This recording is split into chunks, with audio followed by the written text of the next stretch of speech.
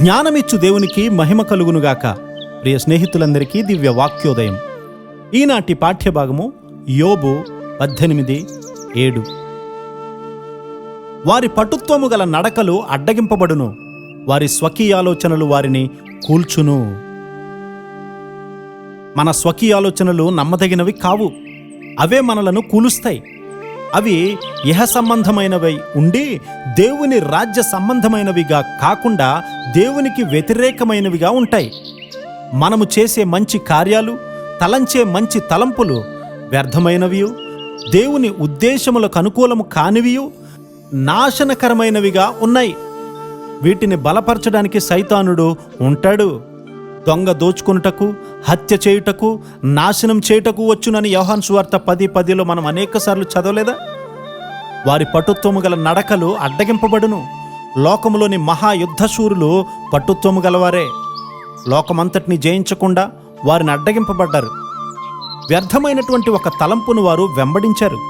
ఇది లోకమంతటిని ఏలాలనేదే. దేవా, నన్ను పరిశోధించి నా హృదయాన్ని తెలుసుకొనుము, ఆయాసకరమైన మార్గము నా యందున్నదేమో చూడుము అని 139:23 కీర్తనలో వ్రాయబడి ఉంది. హృదయాంతరంగమందు కొంతవరకు మంచి ఆలోచనలు ఉంటాయి. లోతుకు త్రవ్వితే పరీక్ష చేయబడిన తలంపులు ఎన్నో ఉంటాయి. ఇవి మన పూర్వీకుల నుండి, సాంఘిక అలవాట్ల నుండి వచ్చి చేరుకొని స్థిరపడి ఉన్నాయి. వీటిని త్రవ్వాలి. దేవుని వాక్యాన్ని అనుకరించినటువంటి తలంపులను బయట పారవేయాలి. నీ తలంపులు తలంచినప్పుడు దెలీలా తొడపై పడుకున్న సంసోను వలె ఉన్నావు. దేవుడు నిన్ను విడిచిపోయే కాలం నీకు తెలియదు.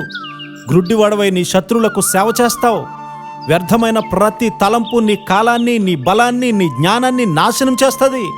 వ్యర్థమైన ప్రతి తలంపు కూడా చెరపట్టాలి. దాని నుండి పారిపోవాలి. బిలామును, బాలాకును వెంటాడినట్లు మన స్వంత తలంపులు మన వెంట వస్తూ ఉన్నాయి. కొంతమందికి సులువుగా గొప్ప వరాలు దొరికాయి.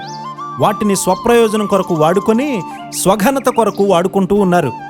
మారు మనసు పొంది లోతుగా త్రవ్వాలి. వ్యర్థమైన దానిని మనపైన యాజకత్వం చేయనీయకూడదు. పరిశుద్ధాత్మ మీ మీదికి వచ్చినప్పుడు మిమ్ములను సర్వ సత్యములోనికి నడిపించును. యోహాను సువార్త 16:13. పరిశుద్ధాత్మ సర్వ సత్యములోనికి నడిపిస్తుంది. నీ ఆత్మశక్తిని, మనోశక్తిని, శరీర బలాన్ని బహు చక్కగా వాడుకుంటుంది. ఆత్మల విషయమైన వాంఛ క్రీస్తు వారికి మహిమ తీసుకుని రావడానికి ఎక్కువ ఆశను మనకు కలిగిస్తుంది. దురభిమాన పాపం రాకుండా జాగ్రత్తగా నిన్ను కాపాడుతుంది.